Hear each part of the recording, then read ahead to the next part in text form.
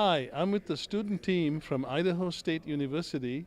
We're at the 2018 NSPS student competition, and we're going to begin by having the students introduce themselves. Hi, I'm Corey Schofield. Valeria Juarez. Elise Stubert. Trevor Robinson. So tell me about any preparations you did before you came out here to do this project.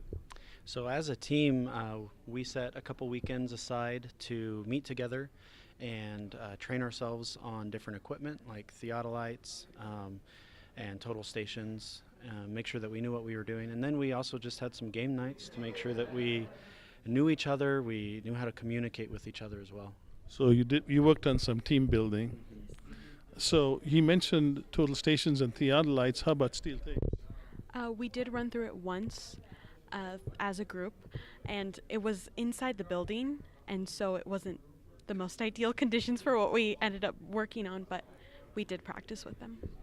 Did you think that practice was enough, or were you wishing you had done more?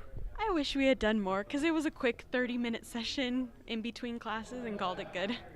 How about compass use? Did you use compasses back on campus? We did not have an opportunity to use compasses. We did have Corey on our team, who is an Eagle Scout, so he helped out a lot with the compass use.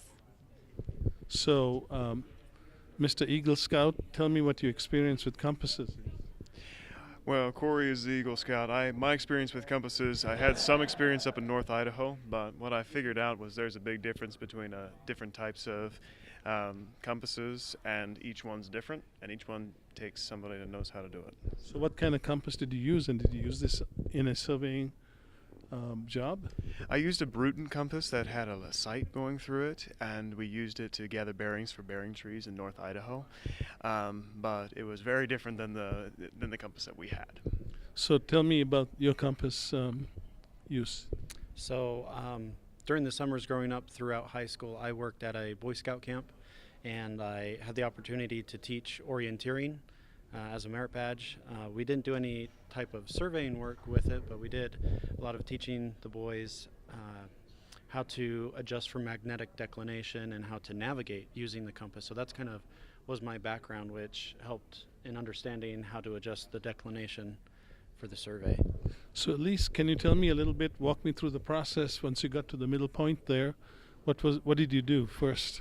Yeah, so the first thing that we did was we set halfway points, and we went out to our corners, and then we radially went out to each one of our property corners. So you did that by taking compass sights and then chaining a certain distance? Yep, compass and chaining, exactly. So actually, before you had to start doing that, since you were not given the bearings of the side of your square until seconds before you got on the site, you had to sit down and do some calculations, didn't you? Did you have a second person? We did have people reviewing our calculations, yes. Okay, good. So once you set those corners and the midpoints, what was the next step in your process? We traversed around our perimeter and did front and back measurements in order to create redundancy. Okay, good. And so through this process, I know especially surveying students, but even practicing surveyors would look at this and say, how on earth can you come up with any conclusion about the precision of your survey? So how did you guys do this? Well, one of the things that we discussed and were talking about was going through some of the older methods of compass rule adjustment, figuring out the angles, and using those to our advantage. The equipment that we were given is no different than the equipment used in some of the original surveys of America, and those were the processes they used. So compass rule, to us it did not make sense to use the least squares or any other form of calculation, because the compass was what we needed. And it was enough to give us an answer. How correct that answer is or not is, well, that's surveying. So tell me about your topographic survey. Did you construct a grid? We did. So we started up here at our northeast corner, and we laid out the grid from there, trying to push out our error and the unequal intervals to the west and south line. And we set up the grid on 25-foot intervals, and along the perimeter we set nail and tape to mark that, and along the east, west, and east lines. We labeled those A through I, and then our other 2 lines were 1 through 9, and that was kind of our gridding nomenclature for that. So a grid has some drawbacks, and that is that if there are important topographic features that don't fall on the grid points, you somehow need to figure out a method to pick them up accurately, since you didn't have a theodolite or a total station. So how did you do that? Well, with the grid, we went to the closest intersection of the row and column, and from there we pasted out and found the measurement that intersected our grid line. Very good. So this was supposed to be a surveying service project.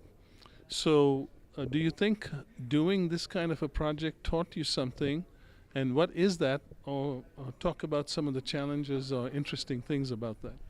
It certainly is a very interesting project and very worthwhile to do. I think one of the things we kind of walked away from is a true appreciation for what the type of surveying was 100 years ago and further back in determining compass and chain, and just made us all appreciate our modern technology even that much more.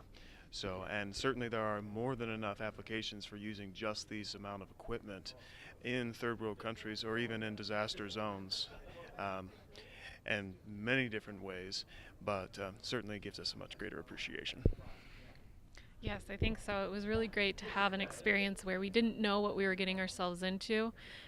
We created a plan beforehand, and we created teamwork, and so that was really great to show up on the site and follow through with our process from start to finish. And so it really felt like a situation where we were stepping into something we weren't aware of, and that experience was great. Great. And from this side?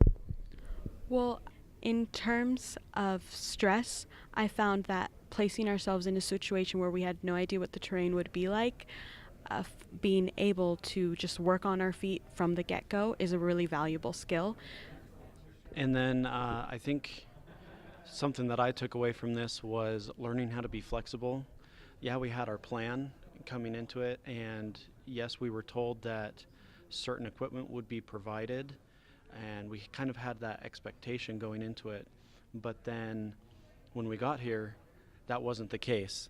And so I think that's really similar for, you know, going to a developing country, going to a disaster relief zone, and, you know, you're told you're going to be given certain equipment, but when you get there, you don't. And then you just have to kind of roll with the punches and do the best that you can and go from there. Well, that wraps it up. Thank you very much for spending this time with us, and good luck on the competition.